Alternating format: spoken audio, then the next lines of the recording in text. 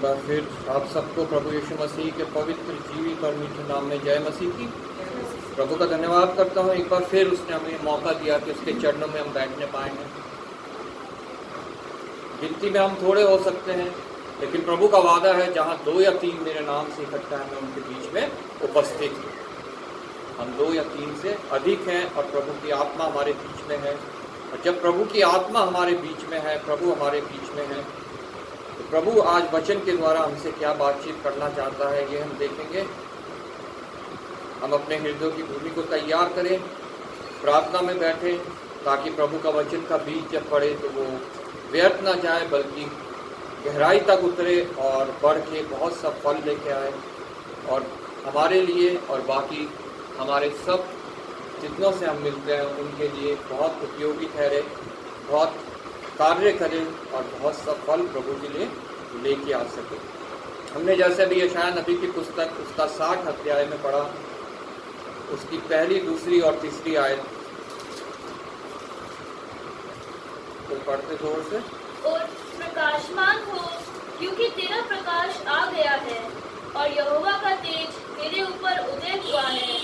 पृथ्वी पर तो अंधियारा और राज्य राज्य के लोगों पर घोर अंधकार छाया हुआ है, परंतु तेरे ऊपर यहोवा उदय होगा और उसका तेज तुझ पर प्रकट होगा। जाति जाति तेरे पास प्रकाश के लिए और राजा तेरे आरोहण के प्रताप की ओर आएंगे। आइए प्रार्थना। धन्यवाद पिता परमेश्वर, धन्यवाद करते हैं पिता परमेश्वर इस समय के लिए जो तूने हमें दिया, कि हम पिता परमेश्वर मरियम की तरह तेरे पैरों में बैठ के पिता परमेश्वर तेरा वचन सुन सके। प्रभु हाँ पिता परमेश्वर, हम इस योग्य नहीं हैं, पर पिता परमेश्वर तेरे पुत्र के लहू के द्वारा हम इस योग्य बन जाते हैं। पिता परमेश्वर आज के वचन के द्वारा जो कुछ तू हमसे बातचीत करना चाहता है वो मुझ पर और यहाँ बैठे प्रत्येक पे जाहिर कर पिता परमेश्वर।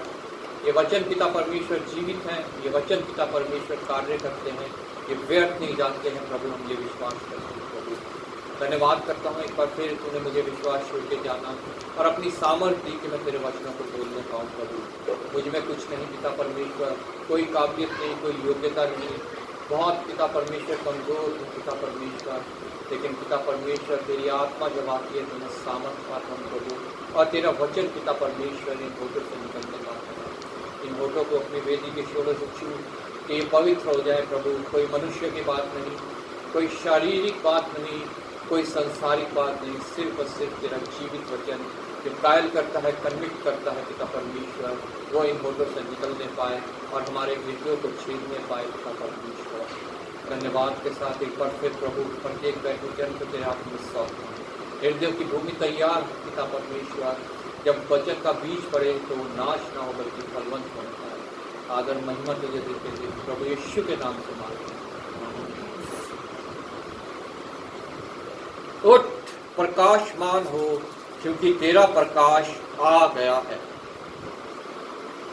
प्रभु का वचन यशायाह नबी के जरिए हमें ये चेतावनी दे रहा है, उठ प्रकाशमान हो, क्योंकि तेरा प्रकाश आ गया है। हम लोग जो आज यहाँ बैठे हैं प्रकाश में, एक समय था जब हम लोग अंधकार की छाया में बैठे होते थे, और जब हम उस अंधकार की छाया में थे हमारे कार्य भी अंधकार वाले थे, हमारी सोच भी अंधकार वाली थी और हमारे मार्ग भी अंधकार से भरे हुए थे, जो उस स्थान तक ले जाते हैं जो शैतान और उसकी सेना के लिए तैयार किया गया।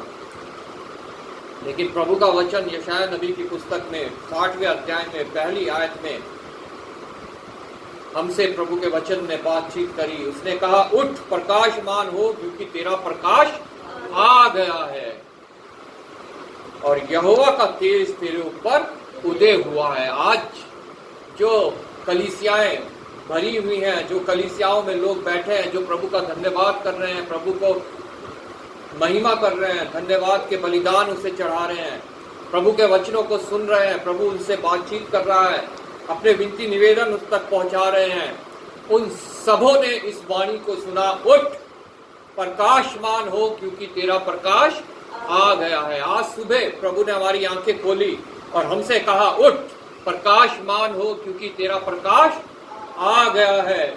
चलो कलीसिया की ओर चलो, संगति करने चलो। आज वो पवित्र दिन है जो मैंने तुम्हारे लिए ठहराया है, और अपने प्रकाश में मैं तुम्हें वहां तक लेके जाऊंगा और अपना प्रकाश मैं तुम्हें दूंगा, ताकि तुम उस प्रकाश में मेरे वचनों को समझ सको, मेरे वचनों को जान सको।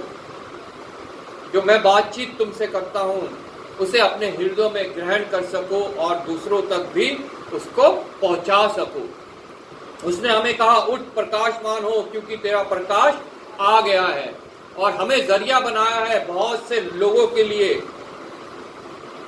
कि हम जाके उनसे कहें, जैसे यशायाह नबी ने यहाँ पे कहा, हम जाके उनसे कहें, उठ प्रकाशमान हो, क्योंकि तुम्हारा प्रकाश आ गया है। आज अपने आप को जांचे, अपने आप को देखे, क्या हम जब हम उठ गए हैं, हम प्रकाशमान हो गए हैं, क्या हम प्रभु की इस वचन को दूसरों तक पहुंचाते हैं ताकि वो भी प्रकाशमान हो जाएं जो अभी तक अंधकार की छाया में बैठे हुए हैं, जो अभी तक, जैसा पिछली बार मैंने बताया था पहला कुरिन्थियों के 10वें अध्याय से, अभी तक जो है वो लालच कर रहे हैं, अभी तक कुड़कुड़ा रहे हैं, बुड़बुड़ा रहे हैं, अभी तक व्यभिचार कर रहे हैं, अभी भी परमेश्वर को परख रहे हैं और नाश हो रहे हैं। क्या हम उन तक इस वचन को पहुंचा सकते हैं? उठ प्रकाशमान हो, क्योंकि तेरा प्रकाश आ गया है। कब आया हमारा प्रकाश? प्रभु यीशु मसीह हमारा प्रकाश है। हालेलुया। और प्रभु का वचन हमें कहता है, उठ प्रकाशमान हो, क्योंकि तेरा प्रकाश आ गया है। वो दूसरों तक वो प्रकाश कैसे पहुंचेगा? हम तक आ गया है वो प्रकाश, दूसरों तक वो प्रकाश कैसे पहुंचेगा? वो हमारी जिम्मेवारी है कि हम उस प्रकाश को दूसरों तक पहुंचाएं, प्रभु यीशु मसीह के इस वचन को दूसरों तक पहुंचाएं, ताकि वो भी इस प्रकाश को ग्रहण करें और उनके जीवन में भी वो सूर्य उदय हो, वो तेज उदय हो, जिसके विषय में यहाँ लिखा है, और यहोवा का तेज तेरे ऊपर उदय हुआ है। ये कार्य हम अपनी ओर से नहीं कर सकते जब तक यहोवा का तेज हमारे ऊपर उदय नहीं हो सकता। उठ प्रकाशमान होता, प्रकाश, तेरा प्रकाश आ गया है। प्रकाश तो हमारे ऊपर आ गया है। क्या उस प्रकाश को हमने ग्रहण किया है? क्या यहोवा का तेज हमारे ऊपर उदय हुआ है? अगर वो यहोवा का तेज हमारे ऊपर उदय हुआ है तो हमने से अपने आप ही जो है वो प्रकाश दूसरों तक पहुंचेगा। Praise Lord. और अगर वो तेज हमारे ऊपर उदय नहीं हुआ है तो अभी तक हम उस अंधकार की छाया में हैं, अभी तक उस प्रकाश का हमें कोई फायदा नहीं हुआ है, और अभी तक हमारा जीवन जो है वो नरक के योग्य है। अभी तक हमारे लिए उद्धार का कार्य शुरू नहीं हुआ है। वो उद्धार का कार्य हमारे लिए तब शुरू होता है जब हम उठते हैं, प्रकाशमान होते हैं, उस पर विश्वास करते हैं, प्रभु यीशु मसीह के बलिदान के ऊपर, उसके लहू को ग्रहण करते हैं। तब हम जो है यहोवा का तेज हमारे ऊपर उदय होता है और हम दूसरों के लिए भी प्रकाश या ज्योति बनते हैं। Praise Lord.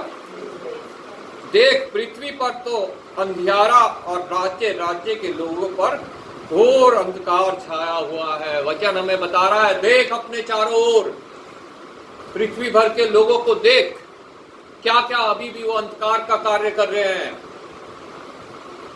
नए नियम में जैसा अभी हमने पढ़ा इफिसियों की पुस्तक,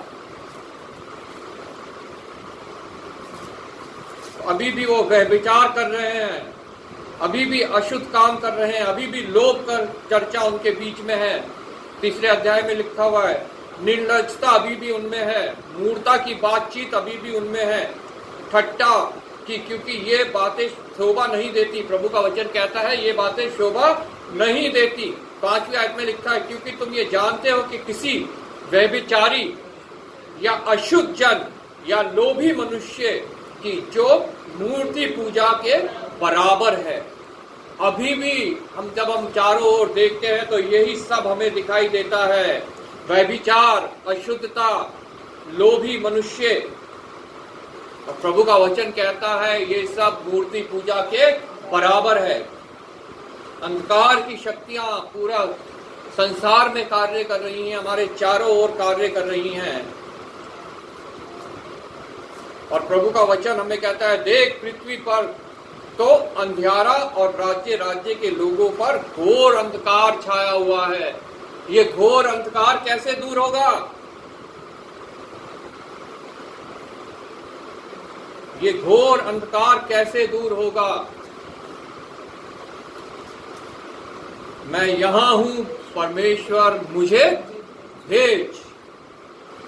क्या हमने कभी ऐसे कहा है, मैं यहां हूं, परमेश्वर मुझे भेज? प्रभु चाहता है, हमारे ऊपर प्रकाश उदय हुआ है, हम प्रकाशमान हुए हैं, तेज परमेश्वर का यहोवा का हमारे ऊपर उदय हुआ है। तो हम अपने चारों ओर देखें कि कैसे कैसे मनुष्य कैसे अंधकार में अभी भी फंसा हुआ है, अभी भी अंधकार की छाया में बैठा हुआ है, अभी भी शैतान के चुंगल से बाहर नहीं निकल पाया है। Praise Lord.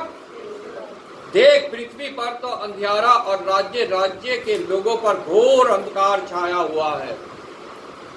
राज्य राज्य के लोगों पर घोर अंधकार छाया हुआ है, परंतु यहां लिखा है, परंतु तेरे ऊपर यहोवा उदय होगा और उसका तेज तुझ पर प्रकट होगा। Praise Lord.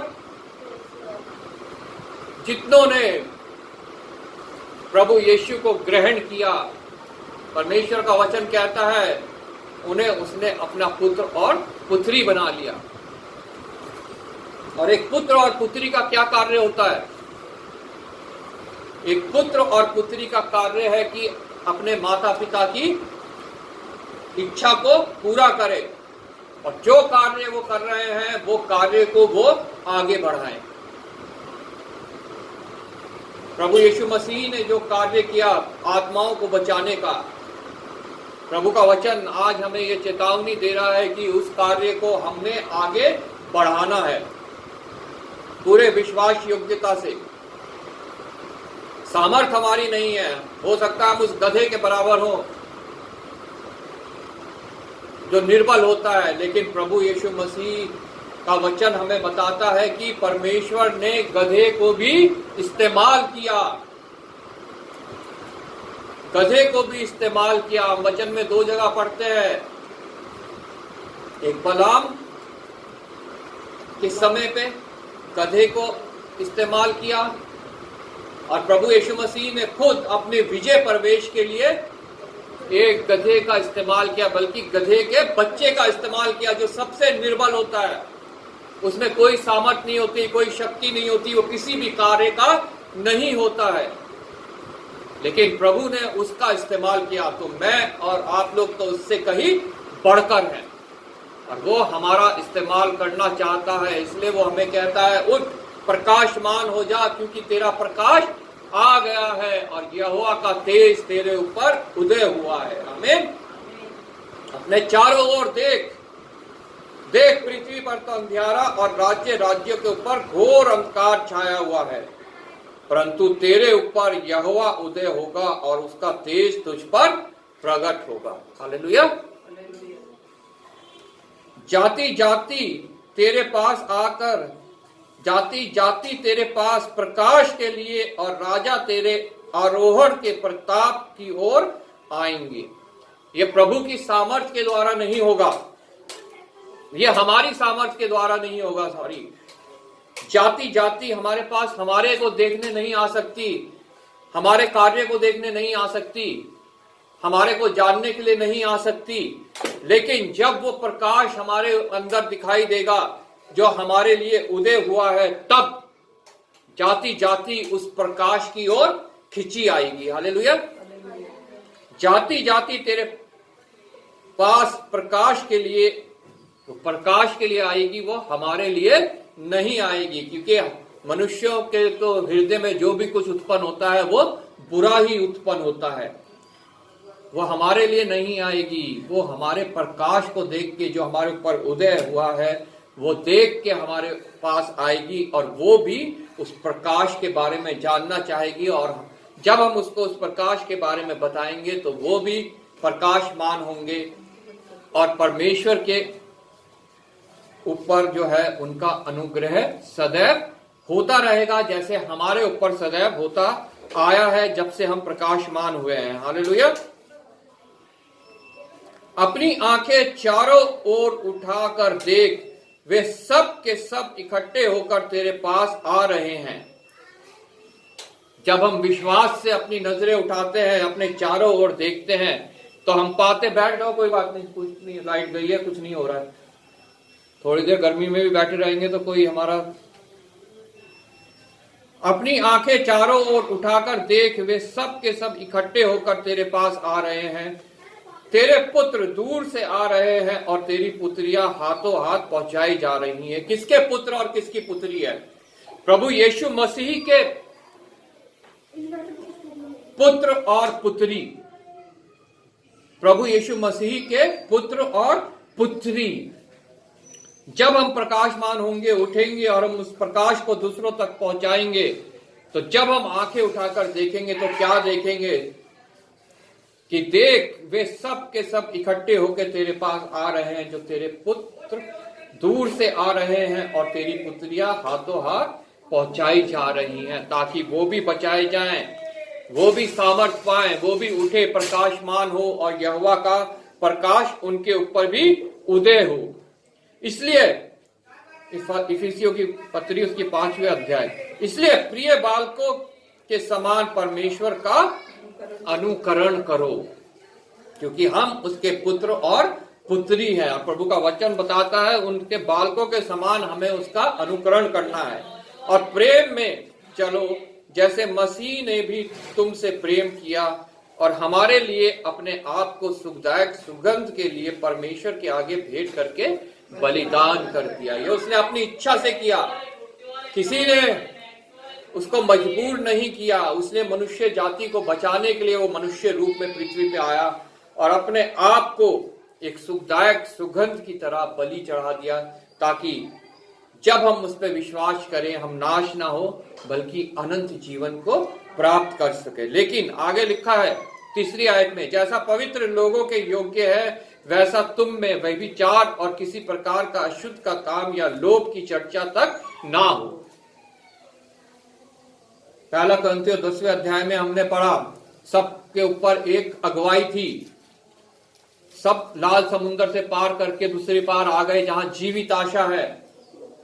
सब ने बपतिस्मा लिया, एक आत्मिक भोजन किया, एक आत्मिक जल पिया, लेकिन उनमें से कईयों से परमेश्वर प्रसन्न नहीं हुआ। क्यों नहीं हुआ? वो कारण वहां लिखे हैं, लालच, व्यभिचार, परमेश्वर को परखना, बुड़बुड़ाना। उसी विषय में यहां लिखा है कि वो बातें तुम्हारे बीच में ना हो ताकि तुम भी नाश हो जाओ। जैसा तुम में व्यभिचार और किसी प्रकार के अशुद्ध काम या लोभ की चर्चा ना हो। लोभ मतलब वही लालच, व्यभिचार, अशुद्ध काम, और ना निर्जलता, ना मूर्खता की बातचीत की, ना ठट्टे की, क्योंकि ये बातें शोभा नहीं देती, वरन धन्यवाद ही सुना जाए। ये ही सिर्फ प्रभु को भाता है कि उसके जन उसको धन्यवाद के बलिदान सदैव चढ़ाते रहें। क्योंकि तुम यह जानते हो कि किसी व्यभिचारी या अशुद्ध जन या लोभी मनुष्य की जो मूर्ति पूजा के बराबर है, मसीह और परमेश्वर के राज्य में मिरास नहीं। जैसे वो इजरायली सभी के सभी जंगल में उस मार्ग में नाश हो गए और सिर्फ 2 जन उस मिरास तक पहुंचने पाए जो परमेश्वर की है, जो परमेश्वर ने हम लोगों के लिए ठहराई है। तो बहुत हमें प्रभु के वचन को गंभीरता से लेना है, अपने आप को जांचना है। हमें सामर्थ नहीं, हमें प्रभु से सामर्थ मांगनी है ताकि वो प्रकाश हमारे ऊपर आए, जिसके विषय में लिखा भी हमने पढ़ा, उठ प्रकाशमान हो जा क्योंकि तेरा प्रकाश आ गया है। और जाति जाति के लोग उस प्रकाश को देखने हमारे अंदर आए, हमारे पास आए। अगर हम इन बातों को हमारे अंदर वो पाएंगे तो वो किस रीति से फिर बचाए जाएंगे। उसे कहेंगे तो खुद उसी समान है, एक मूर्ति पूजक के समान है, क्योंकि इनके बीच में तो ये सब बातें पाई जाती हैं जो एक मूर्ति पूजा के बराबर है। Praise Lord. कोई तुम्हें व्यर्थ बातों से धोखा ना दे, क्योंकि इन ही कामों के कारण परमेश्वर का क्रोध आज्ञा न मानने वालों के ऊपर भड़कता है। व्यर्थ की बातें। संसार के अंत में बहुत से ऐसे उठ खड़े होंगे जो कहेंगे मैं मसीह हूं। बहुत से ऐसे भविष्यवक्ता, बहुत से ऐसे प्रचारक, बहुत से ऐसी कलीसियाएं बन जाएंगी जो उनको भी भरवा दे जो परमेश्वर के चुने हुए हैं। उन व्यर्थ की बातों से बचने के लिए परमेश्वर हमें बोल रहा है कि हम इन बातों को अपने जीवन से दूर करें।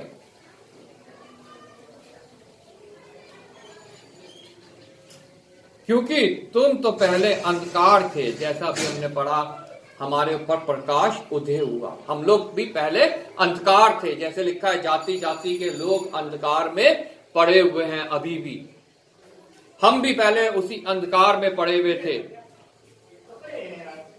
क्योंकि तुम तो पहले अंधकार थे परंतु अब प्रभु में ज्योति हो। हालेलुया। वो प्रकाश प्रभु यीशु मसीह हमारे ऊपर उदय हो चुका है, तो अब हम प्रभु में ज्योति है। प्रभु यीशु मसीह ने आप कहा तुम जगत की ज्योति हो। दिए को जला के पैमाने के नीचे नहीं रखा जाता, बल्कि दीवट में रखा जाता है ताकि उसकी ज्योति चारों ओर फैले। इसलिए प्रभु का वचन हमें बताता है हमें बंद नहीं रहना है, हमें चुप नहीं रहना है, हमें अपने प्रकाश को अंधकार में दोबारा नहीं बदलना है, बल्कि अब हम इस क्योंकि तुम तो पहले अंधकार थे पर अब प्रभु की ज्योति हो। क्योंकि अब हम प्रभु की ज्योति है और हमें ये ज्योति दूसरों तक फैलानी है। हालेलुया। अतः ज्योति की संतान के समान चलो, क्योंकि ज्योति का फल सब प्रकार की भलाई और धार्मिकता और सत्य है। हम प्रकाशमान हो गए, हमने ज्योति पाली, और ज्योति के फल ये हमारे अंदर होने चाहिए। सबकी भलाई, सब प्रकार की भलाई, धार्मिकता और सत्य, सबसे बढ़कर सत्य। प्रभु का वचन कहता है सत्य को जानो और सत्य तुम्हें स्वतंत्र करेगा। और ये सत्य अगर हमारे अंदर नहीं है तो हम अभी तक अंधकार में बैठे हैं। हालेलुया। और यह परखो कि प्रभु को क्या भाता है। जो हमें भाता है वो नहीं, जो प्रभु को भाता है हमें वो देखना है कि प्रभु को क्या भाता है, और जो प्रभु को भाता है वो ही हमें करना है। और वो कैसे जान सकते हैं हम प्रभु को क्या भाता है? प्रभु के इन जीवित वचनों के द्वारा, इनके द्वारा प्रभु हमसे बातचीत करता है, हमें बताता है कि उसकी इच्छा क्या है और उसको क्या भाता है। हालेलुया। अभी प्रभु के वचन ने हमें बताया उठ प्रकाशमान हो जा, तेरा प्रकाश आ गया है, यहोवा का तेज तेरे ऊपर उदय हो गया है। तो उसके बाद हमें क्या करना है ये भी प्रभु ने लिखा है, चारों ओर देखना है, अंधकार ही अंधकार है, वहां जाके उस प्रकाश को तुमने फैलाना है। हालेलुया। ये प्रभु की इच्छा है, ये प्रभु को भाता है, ये हम सिर्फ वचन के द्वारा ही जान सकते हैं। आमीन। और यह परखो कि प्रभु को क्या भाता है, अंधकार के निष्फल कामों में सहभागी ना हो वरन उन पर उल्हाना दो। जितने अंधकार के कार्य हैं, हम आज कई मसीहों को भी देखते हैं वो उन अंधकार में सहभागी होते हैं। होली मना रहे हैं, दिवाली मना रहे हैं, रक्षाबंधन, भैया दूज, कितने ही ऐसे कार्य हैं जो मसीही लोगों के नहीं है। प्रभु की वो इच्छा नहीं है कि मसीही लोग उन कार्यों में करें, उन कार्यों को करें, लेकिन आज मसीही लोग भी उस तरफ जा रहे हैं। प्रभु का वचन कहता है अंधकार के कार्यों से दूर रहो। सो कॉल्ड बाबाओं के पास जा रहे हैं, इधर उधर भटक रहे हैं अपनी मन्नतें पूरी करवाने के लिए। यहां तक मसीही लोगों ने भी ऐसी जगहें बना ली हैं कि फलाने चर्च में जाओ, वहां से धागा बंधवा लो, काला धागा बंधवा लो, फलाने चर्च में जाओ, वहां जाके मन्नत मांगो, तुम्हारी मन्नत पूरी होगी। अरे घोर अंधकार में पड़े हुए लोगों, तुम हृदय से, सच्चाई से प्रभु से जहां कहीं भी मांगोगे तुम्हें वो देगा, उसके समय पे, जैसा यहां वचन में लिखा है। क्यों तुम भटक रहे हो उन अंधकार में पड़े हुए लोगों की तरह, जिनके विषय में प्रभु कहता है कि तुम जाओ उनके बीच में अपना प्रकाश फैलाओ। तुम जाओ, जो मैंने तुम्हें प्रकाश दिया है, जो ज्योति तुम्हें दी है, उन पे प्रकट करो।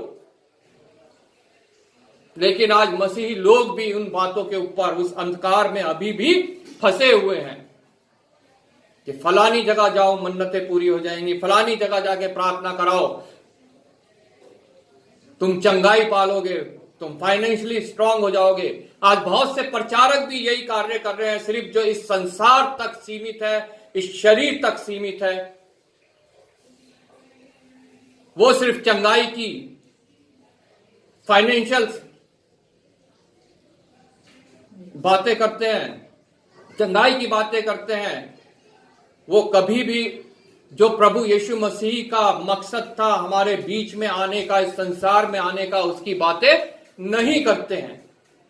और बहुतों ने ऐसा अपना धंधा बना रहा है, रुमाल बेच रहे हैं, तेल बेच रहे हैं, पानी बेच रहे हैं। फ्रंट सीट पानी है तो 25,000 दो, उससे पीछे वाली पानी है तो 10,000 दो, और पीछे पानी है तो 5,000 दो, तो सबसे पीछे की पानी है तो 200 रुपए दो। धंधा बना लिया है। और प्रभु यीशु मसीह जब ये धंधे को देखा, उन्होंने मंदिर में हो रहा है तो उन्होंने क्या करा, उनकी बेड़ियां उलट दी, उनके जो तख्ते थे वो उलट दिए, उनके पिंजरे खोल दिए, जो कबूतर बेच रहे थे, पक्षी बेच रहे थे। लेकिन आज वो ही सब जो है हम संसार में देख रहे हैं, और इसी के विषय में लिखा है कि अंधकार में पड़े हुए हैं। हालेलुया। अंधकार के निष्फल कामों में सहभागी ना हो, वरन उन पर उल्हाना दो। हमें उन पे उल्हाना देनी है, हमें उनमें शामिल नहीं होना है जितने अंधकार के कार्य हैं तो शैतान की ओर से हैं। जब हम प्रकाशमान हो गए हैं, ज्योति हमने पाली है, तो उन बातों पे हमें उल्हाना देनी है। Praise Lord. क्योंकि उनके गुप्त कामों की चर्चा भी लज्जा की बातें हैं। क्योंकि उनके गुप्त कामों की मतलब जो लोग अभी तक प्रकाश में नहीं आए हैं, जिन्होंने अभी तक ज्योति को नहीं पाया है, अगर हम उनके कामों की चर्चा भी करते हैं तो वचन हमें बताता है कि ये लज्जा की बात है। लेकिन हम तो उसमें शामिल हो जाते हैं। कैसे मसीही लोग हैं हम? परमेश्वर की निंदा करने वाले, उसके प्रकाश को तुच्छ ठहराने वाले, उसके पुत्र को के बलिदान को नकारने वाले। ऐसे मसीही लोग हैं तो प्रभु का वचन ऐसे मसीहियों के लिए कहता है कि जो सिर्फ इस शरीर में प्रभु से लाभ चाहते हैं वो सबसे अभागे हैं। इसलिए अपने आप को जांचिए, अपने आप को इस वचन के प्रकाश में लाइए, देखिए कि हमारे कार्य कैसे हैं, क्या हम उनमें शामिल होते हैं कि हम उसकी चर्चा करने से भी लज्जाते हैं। हालेलुया। पर जितने कामों पर उल्हाना दिया जाता है वे सब ज्योति से प्रकट होते हैं, क्योंकि जो सब कुछ प्रकट करता है वह ज्योति है। इन कार्यों को हम कैसे पहचान सकते हैं? जब हमने ज्योति ही नहीं पाई तो हमें नहीं पता अंधकार के कार्य क्या है ना। इसलिए सर्वप्रथम इस ज्योति को पाना बहुत आवश्यक है। आमीन। जब हमने वो ज्योति पाली, तभी जब प्रकाश उन अंधकार के कार्यों में पड़ेगा, तब हम जान पाएंगे कि ये कार्य जो है ये अंधकार का कार्य है। क्योंकि जो सब कुछ प्रकट करता है वह ज्योति है। जो सब कुछ प्रकट करता है वह ज्योति है।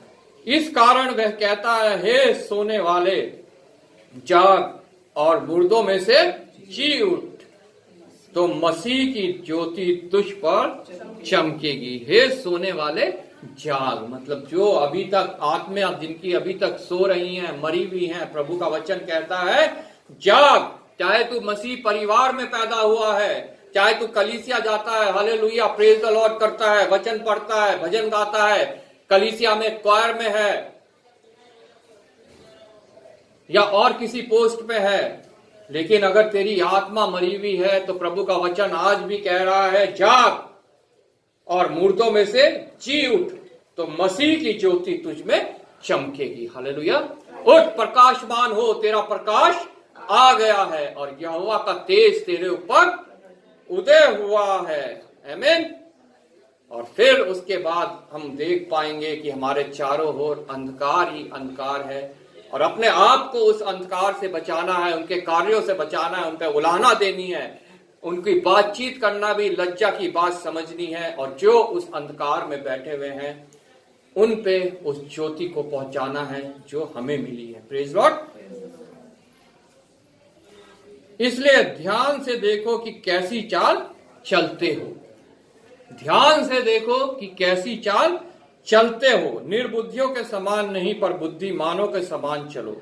अवसर को बहुमूल्य समझो क्योंकि दिन बुरे हैं। आज ये दिन बुरे हैं और प्रभु का वचन कहता है अवसर को बहुमूल्य समझो। अगर हम कभी भी हमें ये अवसर मिलता है हम उस अंधकार में जाएं, उस प्रकाश को फैलाएं, तो हमें वहां जाना है, उस प्रकाश को वहां फैलाना है। हालेलुया।